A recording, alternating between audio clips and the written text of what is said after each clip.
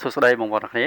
បាទនៅក្នុងវីដេអូនេះខ្ញុំប្រាប់ពីរបៀបនៃការប្រើប្រាស់ tool ហើយនឹង rect ធ្វើម៉េចឲ្យបាន account ច្រើនអញ្ចឹងណាបាទអញ្ចឹងដូចនៅក្នុងវីដេអូនេះគឺបងប្អូនឃើញស្រាប់ហើយខ្ញុំកំពុងតែដាក់ run tool ណាបាទកំពុងតែដាក់បង្កើតបាទ rect account ណាបាទឥឡូវខ្ញុំទុក run ចោលបាន2ម៉ោងជាងហើយបងប្អូនជិត3ម៉ោងហើយអញ្ចឹងណាបាទអូខេអញ្ចឹងតាក់ទងការ rect ឲ្យបានច្រើនគឺយើងត្រូវមានទូរស័ព្ទបាទយើងត្រូវមាន phone បាទនេះ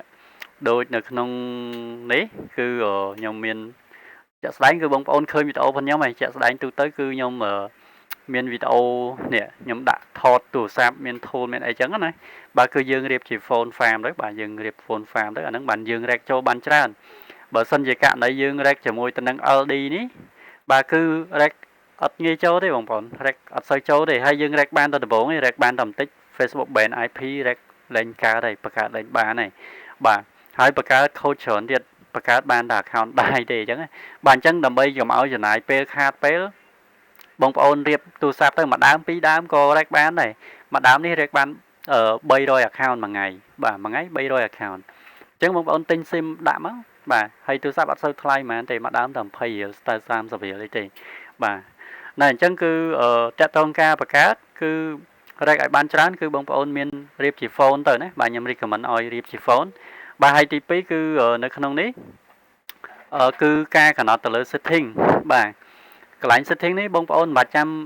ផ្លាស់ប្ដូរអីទេបាទបើសិនជាករណីបងប្អូនអត់ចាំបាច់ណាតែបើសិនជាបងប្អូនចាំបាច់ចង់ផ្លាស់ប្ដូរ gender បាទចង់ set age បាទកំណត់ឈ្មោះអីហ្នឹងគឺបងប្អូនកំណត់នៅកន្លែងហ្នឹងទៅបាទយើងគ្រាន់តែចុច tick លើ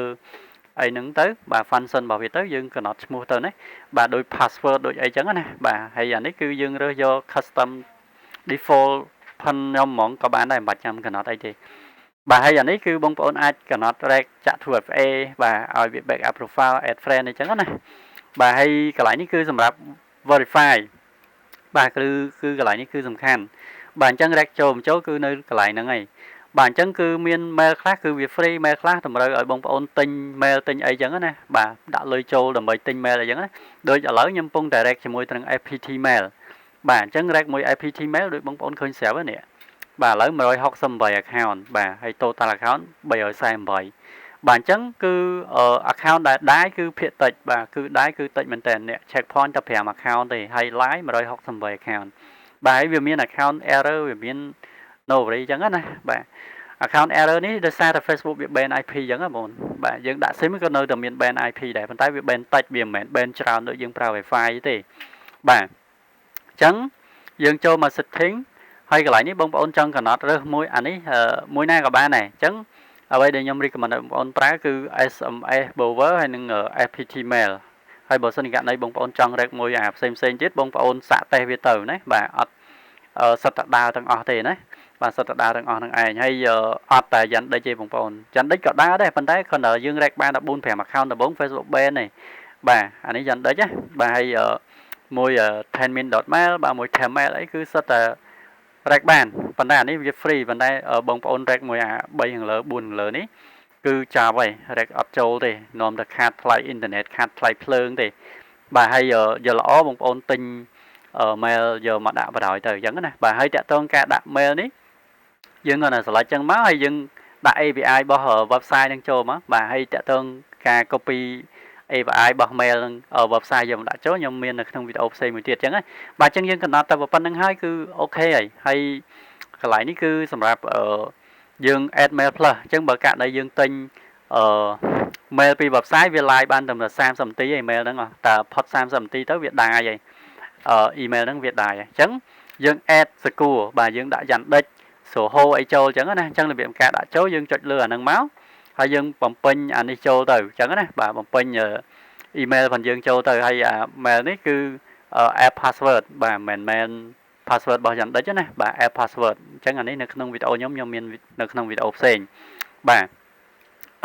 អូខេអញ្ចឹងយើងកំណត់តែប៉ុណ្្នឹងហើយគឺចាប់ហើយយើងចុច save វាទៅហើយយើងចុច start ទៅ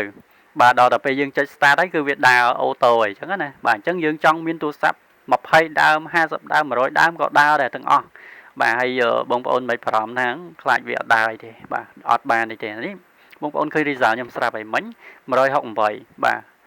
ទហើយឥឡូវឡើង170នេះឃើញទេបាទវា load account lái គឺវា load មករហូតមកអញ្ចឹងណាអូខេអា Nobody នេះដោយសារតែវាអត់ confirm code ពេលខ្លះ Facebook វាអត់ send code ទៅ mail អញ្ចឹងណាអញ្ចឹងវាអត់ send code មកក៏វាអត់បានដែរអញ្ចឹងណាបាទអញ្ចឹង account ណាដែលដែរវា load ដែរ account ណាដែល live គឺ live ហើយ Nobody បាទហើយ account ដែល live គឺវាចាក់បានទាំង UID ទាំង password ទាំង 2FA អញ្ចឹងបានន័យថាវា full verify ហើយអញ្ចឹងបើសិនជាករណី account ដែរគឺវាចាក់ 2FA អត់កើតទេមែនទេបងប្អូនបាទសម្បីតែ account Nobody ក៏ចាក់ 2FA អត់បានដែរអញ្ចឹងវាមិនមែនជា fake ទេបានន័យថាវា real អញ្ចឹង account ហ្នឹងគឺបងប្អូនអាចយកទៅ log in លេងបានមួយសេរីអញ្ចឹងបាទអូខេអញ្ចឹងវីដេអូនេះខ្ញុំមានតែប៉ុណ្្នឹងទេបាទហើយសម្រាប់បងប្អូនដែលចង់ទិញ tool ហ្នឹងអាចតាក់ទងតាម page ឬក៏តាក់ទងតាម Telegram ឬក៏ TikTok ខ្ញុំក៏បានដែរបាទសូមអរគុណ